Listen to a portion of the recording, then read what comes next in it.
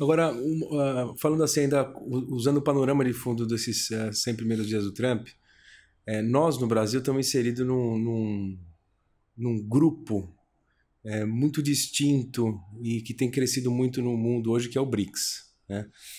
O BRICS que bloco Brasil, Rússia, Índia, China, África do Sul, e que depois, agora no último ano, agregou mais uma série de países,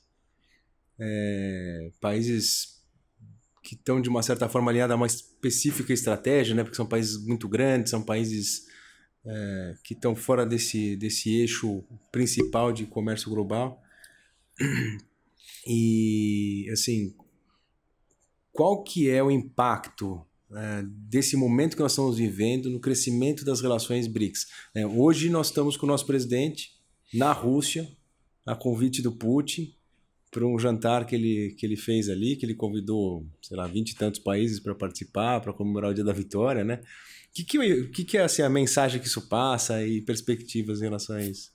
Eu acho que o BRICS nasceu de um relatório do economista Jim O'Neill em 2001, se não me engano, e virou uma sigla que ganhou uma dimensão enorme, que eram os grandes mercados emergentes juntos, que iam mudar a economia do mundo, e etc, etc. Interessante análise, ganhou uma dimensão grande, muita gente estudou e tal, mas no final, o que se transformou o BRICS? Numa bandeira de expansão do interesse chinês. O banco depende do dinheiro chinês, a governança do grupo é chinesa. Então, apesar de estar Dilma como presidente lá, né? Nem comento o fato da Dilma ser presidente, que é mais também é melhor não ainda, comentar. Mas assim, tirando as personalidades e olhando a instituição, uma instituição, sim, se a China não quiser mais, não tem mais nada. Né? Se a Rússia quiser, ou se o Brasil, não tem. Depois, esses países têm interesses comerciais concorrentes. O Brasil e a Índia são países que concorrem muito em produtos no mundo inteiro, principalmente os principais produtos dos países. Depois, a gente tem uma questão entre os próprios membros. A Índia e a China não são países amigos. Eles têm problema de fronteira até hoje.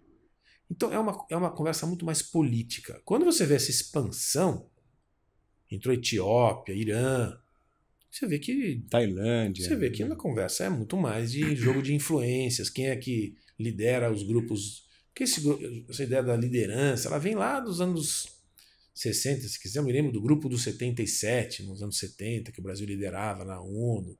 Fica essa coisa de quem lidera quem. Hoje, a China é um país fundamental, um dos maiores investidores depois dos Estados Unidos, potência comercial, e é um grupo que a China quer mostrar que ela tem preponderância e tal, exercer uma hegemonia no futuro. Então é isso. A minha dificuldade com esse ponto é que o Brasil quer com isso? O que a Índia quer? O problema é dela.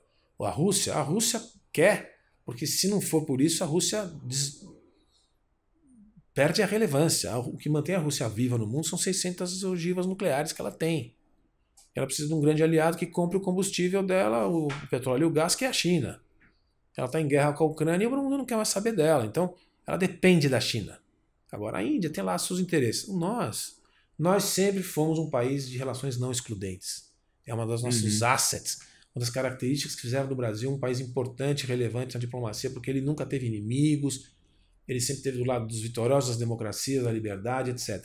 Desde que chegaram esses iluminados aí, com a cabeça do senhor Celso Amorim, que é o cérebro desse processo, desde que eles chegaram, eles acham que os americanos não têm relevância, acham que a China é uma maravilha, acham que esses grupos de países não democráticos são com quem o Brasil tem que se alinhar, independente da vontade do povo brasileiro e dos alinhamentos históricos, da compreensão que o povo tem do que é liberdade, do que é democracia, porque esses são temas sofisticados, as pessoas não entendem.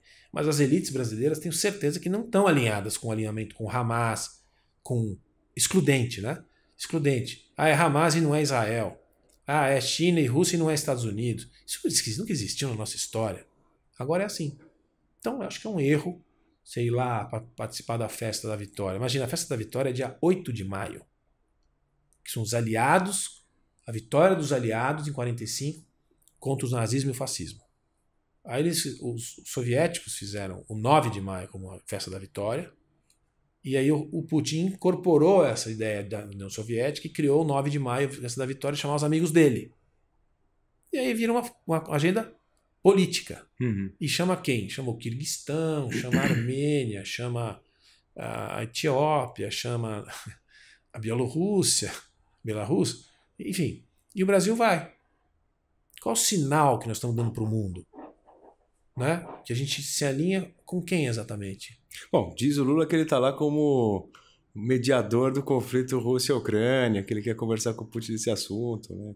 Ele tentou se posicionar isso faz tempo, né? Como Tentou meio de já campo mediar ali. o problema do Irã do Irã junto com a Turquia, né? O Irã e do Israel e Israel já se colocou várias vezes nessa posição de protagonista e tal.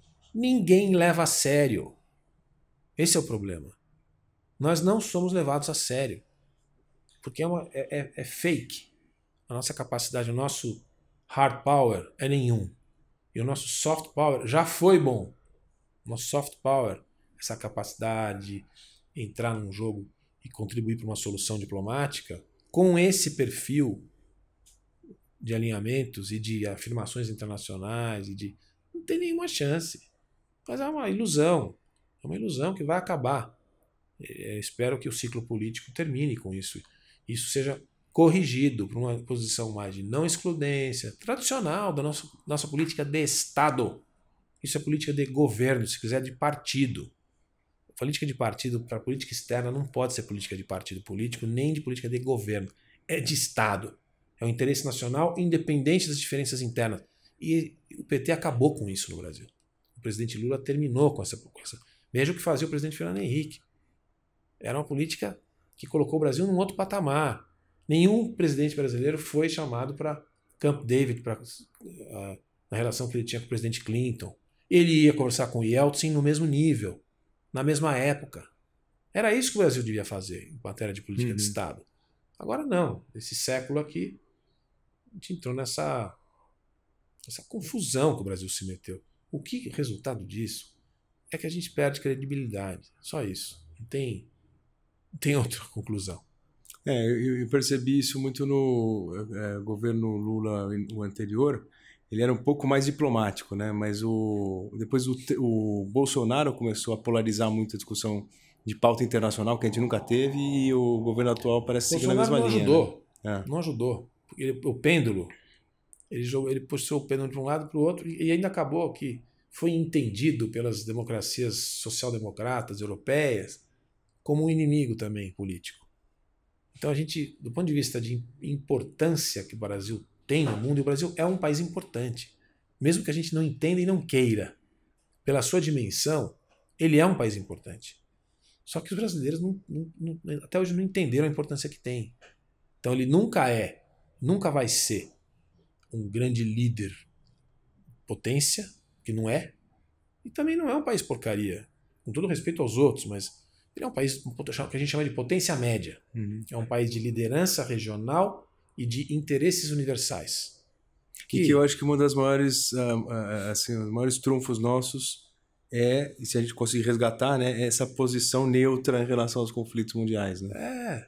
O Brasil ele é visto pelas populações do mundo inteiro como um país amigo, um país que não tem divergência. Por quê? Porque a gente não tem questão religiosa, a gente não tem etnia preponderante, a gente não tem conflito histórico. A última guerra que a gente participou foi do Paraguai, com os nossos vizinhos.